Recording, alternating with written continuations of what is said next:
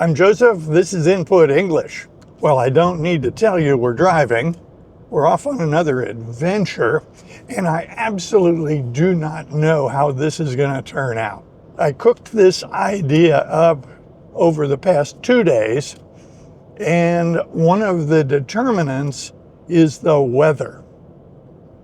Now, in previous videos, I've given you my idea on weather, and that is there's no such thing as good or bad weather. It's just weather.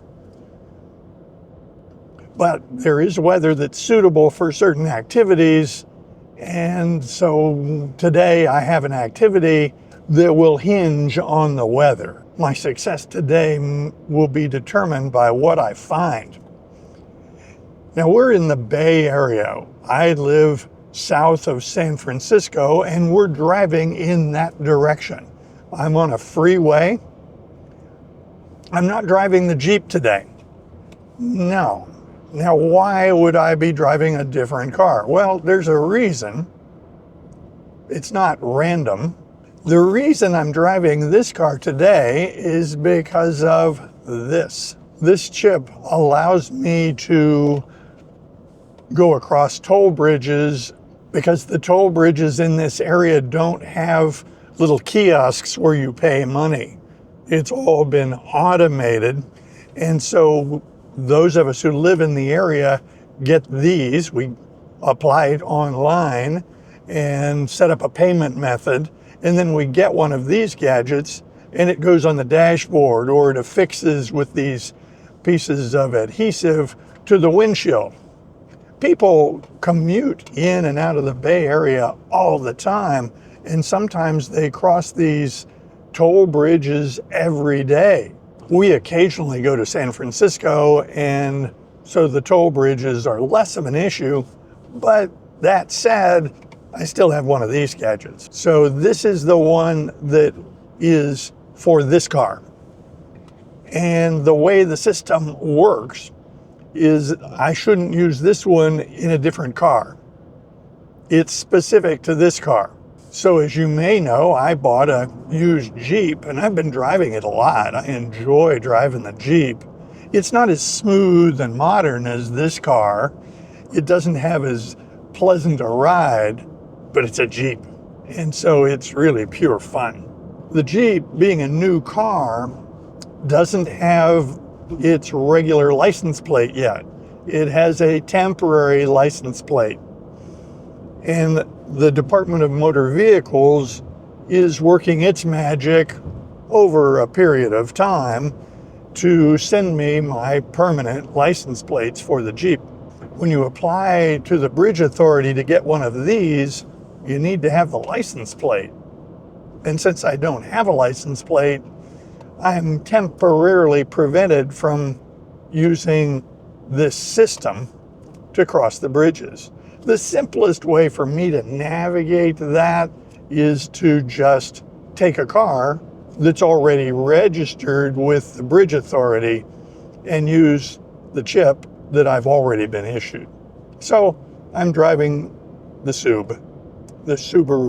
This day is going to carry me through San Francisco on a freeway, across the Golden Gate Bridge, and into Napa Valley. It's probably going to take about an hour and a half, maybe 2 hours. This is during rush hour, but when I checked the phone, it didn't look like a lot of traffic problems today. The purpose for this visit is pure fluff. This is for my enjoyment, and I get to take you along on this fun visit. I'm going to the town of Yountville in Napa Valley. I want to go to a store there that I found online, and it looks very interesting. Sometimes we do things because they're essential. They're absolutely required of us. Sometimes we do things because doing so provides us some advantage. It's a good thing to do.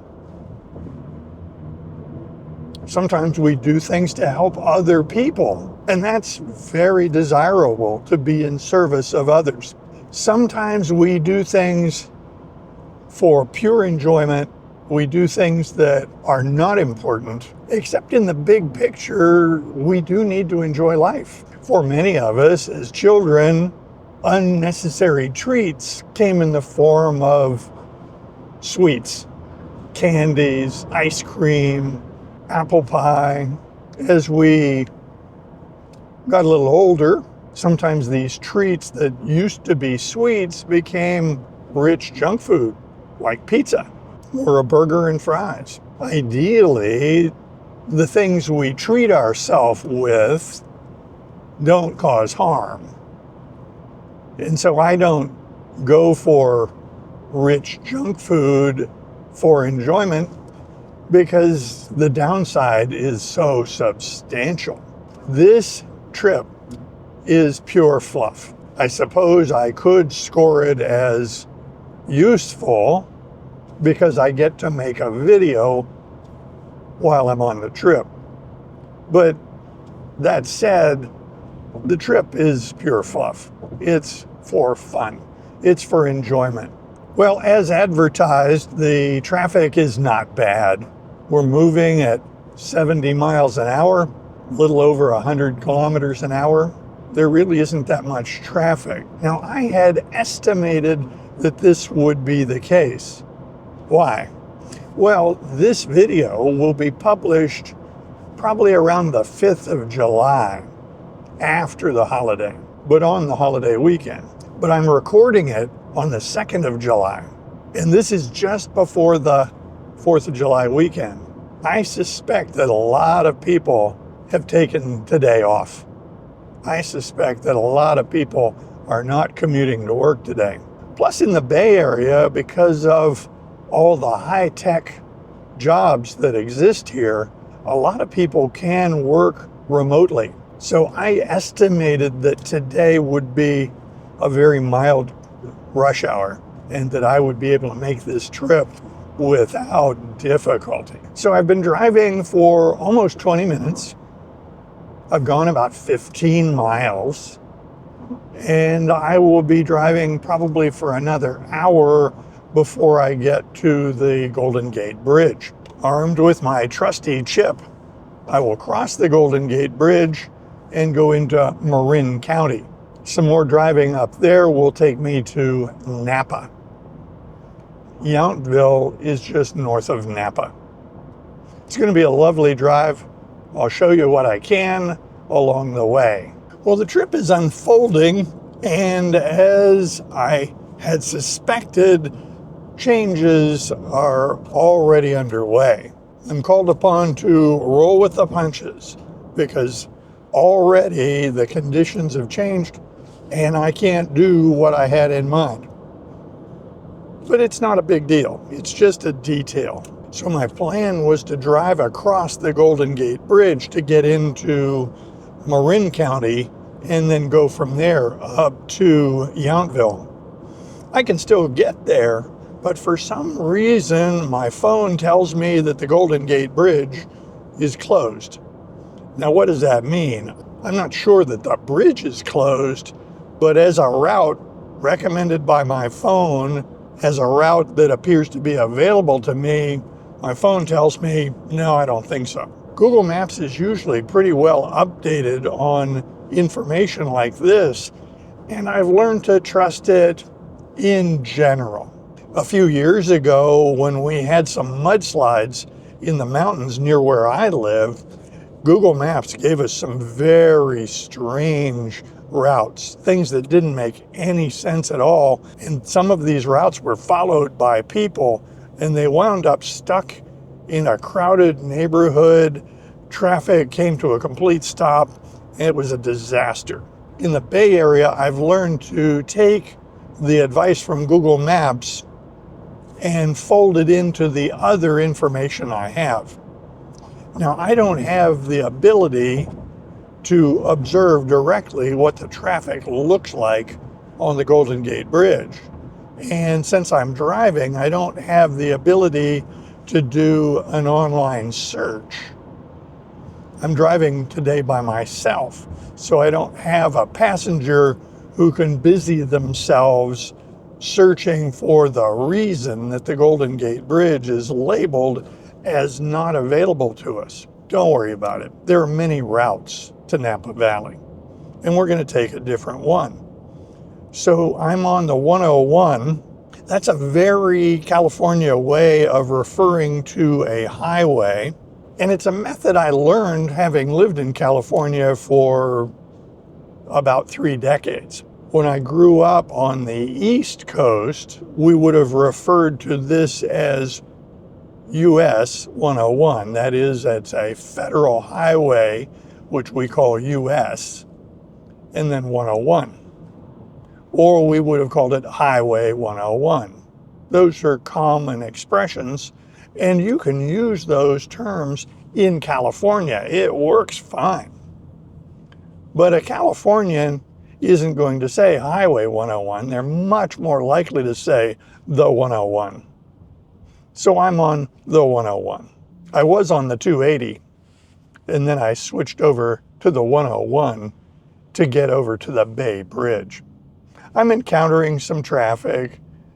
This traffic is pretty much always here. This is a confluence of several roads, a lot of traffic merging from more lanes to fewer lanes, and it takes time for people to sort out where they're going to fit into the smaller space of the fewer lanes. So this particular area in San Francisco, as you approach town, really always has some traffic. You learn to put up with it. It's not that big a deal. We actually allow time for this when we plan a trip into the city. Google Maps also factors this in. When Google Maps tells us how long it's going to take us to get to our destination, the computer knows that this is going to be slow. While I was driving with knowledge that the route across the Golden Gate Bridge is unavailable, my mind was racing with all the possibilities why the bridge would be closed. In the end, I came up with no answer. When I get home tonight, I probably will go online and see if there was some sort of incident on the Golden Gate Bridge. If so, I hope it turns out well for everyone. Although we slowed down a little bit, this part of the trip is going really well. I'm on the freeway going through San Francisco, and I'm just coming up to the last exit before we go across the Bay Bridge. The Bay Bridge in San Francisco is not the Golden Gate Bridge. It's the bridge that goes across San Francisco Bay. It takes us over to Oakland, Berkeley, and the East Bay. This bridge is really quite marvelous. It is in 2 sections. The first section is a suspension bridge that looks similar to the Golden Gate Bridge. It has its own look, though. It has a center support that the Golden Gate Bridge does not have. It has a little tower that supports the bridge in addition to the suspension part of the bridge. The Bay Bridge is a double-decker. That is, we are heading toward the east, and we're going to be on the lower level, the lower deck. All the lanes are going in the same direction on this level, and then above us is the upper deck. The upper deck has the traffic going westbound. Now, when we get to the end of this span, we will be on Yerba Buena Island. As I understand it, Yerba Buena is the Spanish word for mint. Yerba Buena Island is the end of this bridge, and it's the beginning of the next span. The second span, the eastern span of the Bay Bridge, is extraordinary. It's beautiful. They decided to replace the old eastern span, and it took forever. To my eye, in my opinion that is, the eastern span is an engineering marvel. It's absolutely beautiful. So we have exited Yerba Buena Island, and this is the eastern span. Every time I drive across this, I have to marvel at how beautiful this bridge is. At the end of this bridge, there's another junction where we will join several highways, and then we'll continue on our path to the north. Well, we are now in the Napa Valley. Specifically, I'm in Yountville. The Napa Valley is a wonderful place to come visit. It's known for wine production, but it has a lot more to offer than that. There are great restaurants, there are spas, lots of places to visit. We've not been here in years. It was before the pandemic that I was here the last time. Having arrived here, I've had no trouble finding a parking space. Public bathrooms are readily available. It's a very user-friendly town. You don't have to struggle to get what you need. I parked right behind the police department, and I'm going to walk toward this shop that drew me up here. This road here is the main drag. If you refer to a road as the main drag, it's the main street. It's the main thoroughfare for wherever you are. So this we can call the main drag. I have no idea where that expression came from, but it's a solid way of talking about the main thoroughfare in a location in the United States. Well, an interesting turn of events, not an unusual one. So behind me is the shop I was heading toward. The hours posted online tells me they're open. The hours posted on the doorway tells me they're open. The sign posted on the doorway tells me they're closed. So I thought perhaps I've made an error. So I went online and rechecked all the data, and every indication is that they are currently open, except for that detail that the sign in the window says closed and the shop is dark. I have no idea what's going on. So this whole trip was all fluff. I was planning on getting a hat at this Panama hat shop. They have good quality products, they have a great reputation, and they were within easy driving distance. I would much rather try something on and look at it in the mirror as opposed to ordering it online. So I'm not sure where this is gonna go.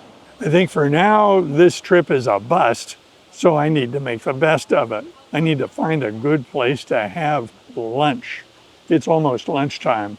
So I'm gonna explore a little bit in Yountville, see what interesting things I can come up with, and chalk this whole thing up as a learning experience.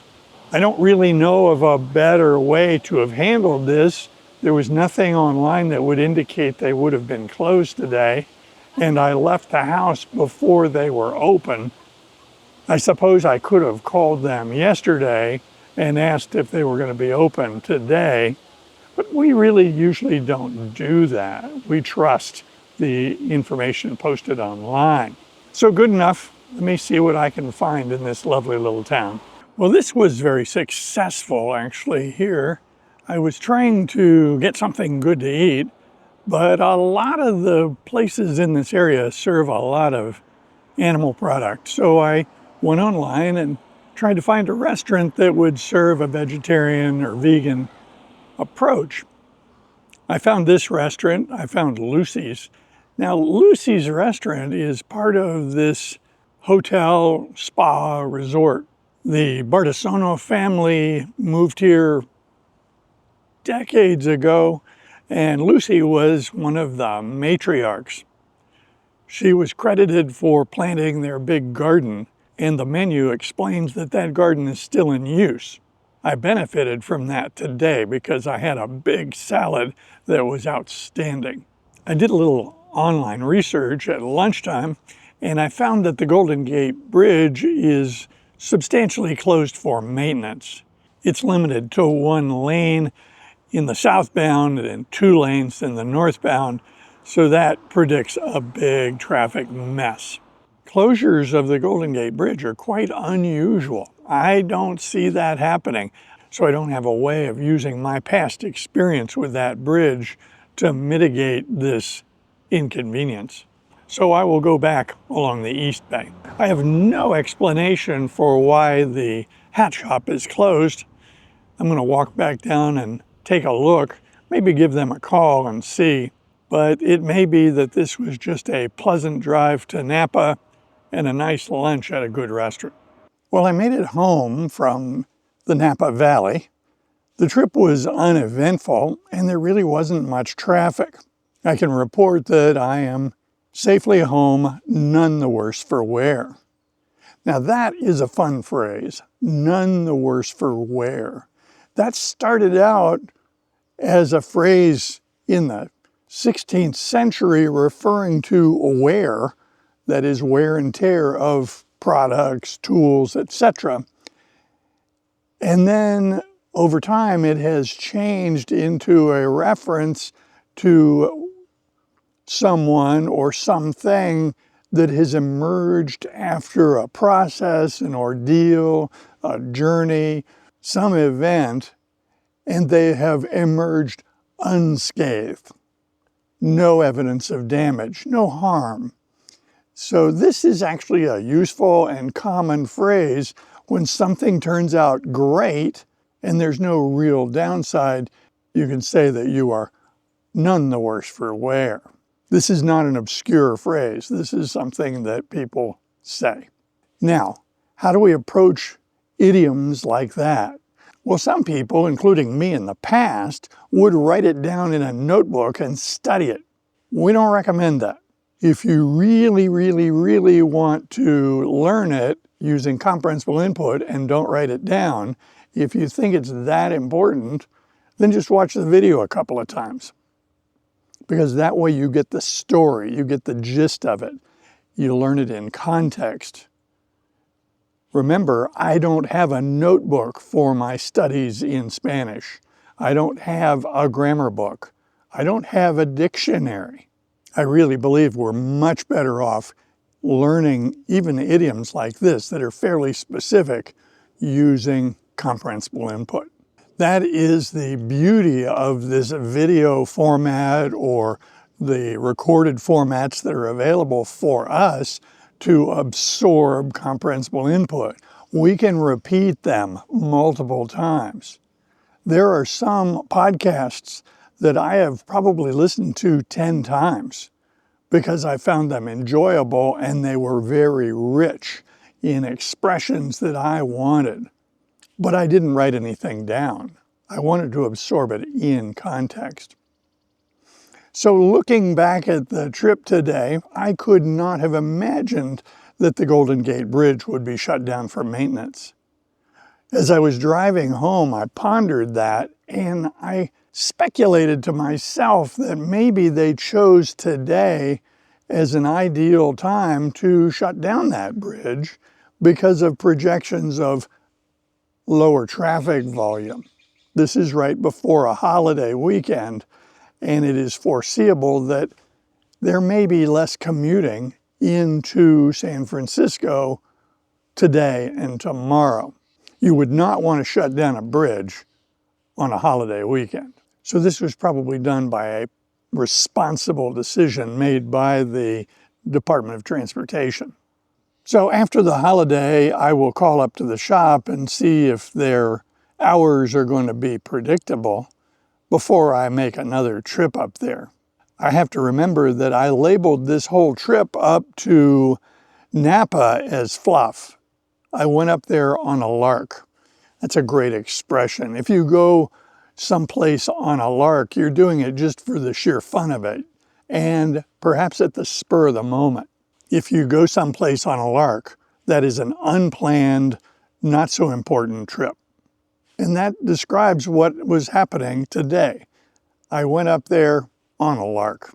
I invite comments below, and if you like videos like this, be sure to click on this one next. See you soon.